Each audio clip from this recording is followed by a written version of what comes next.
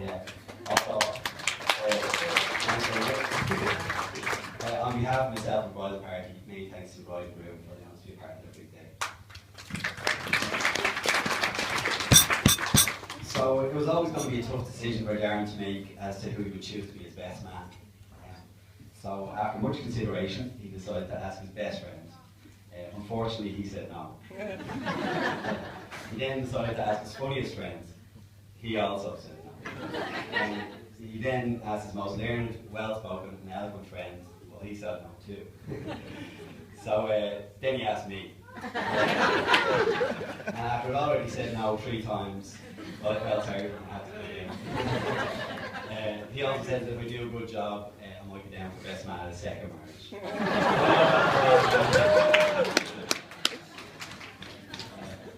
So, fornication. For an occasion like this, I've been told the best man's speech should last about the same amount of time as the groom does while making love.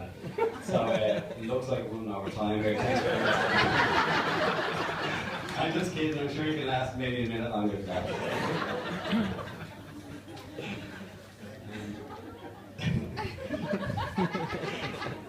So I met Darren about 7 years ago when we were studying together in Griffith College. We all know that accountants have a reputation for being tight arses at the best of times, and I'll admit that I can be with myself sometimes. Well, I thought I could until I met Darren. So I quickly realised one of Darren's unique skills is his ability to acquire,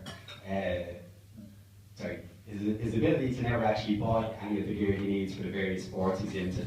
Yet he always seems to manage to acquire it from someone, particularly when it comes to mountain biking. One particular incident that comes to mind when one of the groomsmen here today, Dylan, bought some brand new body armour for his biking that he's just recently taken up. So he wore it once and he had a bit of a crash then and he didn't go back to it for a while. So Darren borrowed his gear, borrowed. Dylan never saw it again. So about 6 months later, Dylan says, geez, I must sell that gear. And Darren says to him, geez, I'm going to take it off. He says, alright, well, I paid 150 for it. But Jesus, man, sure it's wrecked now. His response. So, sometime last year, Darren took Anna out for a romantic meal. So they had a lovely meal together, and the waiter came over at the end with the bill. And Darren was in the process of paying the waiter.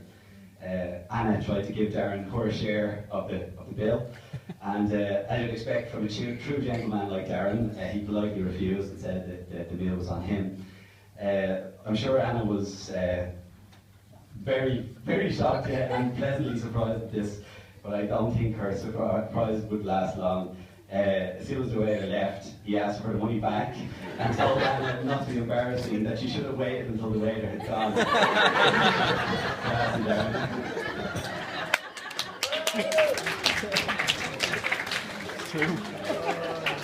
Of course, these incidents did not just begin since Darren started working as an accountant.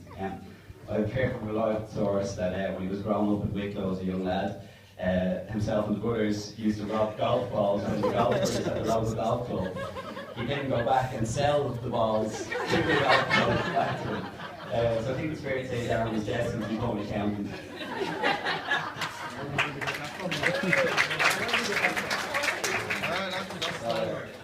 I think we all know that Darren, to put it mildly, can be extremely competitive.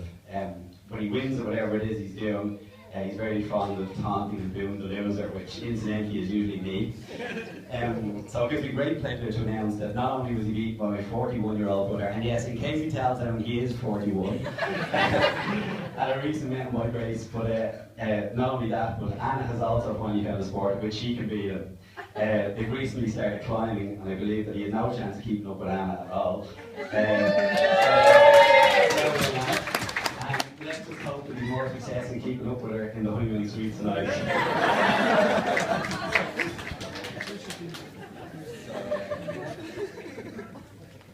One thing we can never say about Darren is that he's modest. I think everybody knows that here today.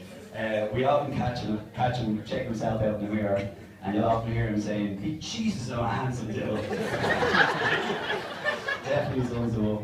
Also, being the shortest in our group, he has a tendency to stand on his tippy toes anytime the camera appears. So if you keep an eye out for that, you might catch him in action. So, all joking aside, Darren's been a great loyal friend to me over the past few years. His enthusiasm for life in general is infectious to us all. I think it's fair to say that everyone that meets him finds him to be an instantly likeable and genuine character. No matter how bad the situation, and they do get bad, he knows how to put a smile on everyone's face, and I'm sure we'll be friends for many years to come. One thing I admire about Darren is the fact that he never lets anything stand in his way, and he always goes for what he wants in life.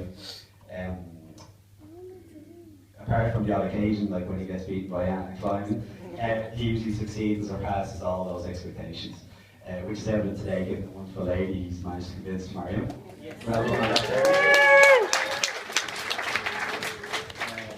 So Anna, you look truly stunning today. I know Darren does feel like very lucky to be spending the rest of his life with you, as well he should.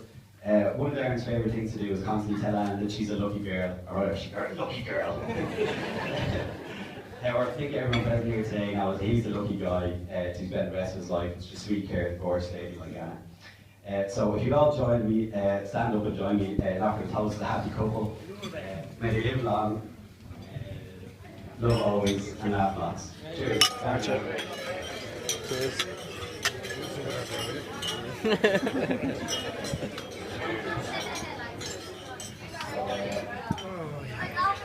Well, you know, I'll just get the groomsmen just to read out a couple of messages that came.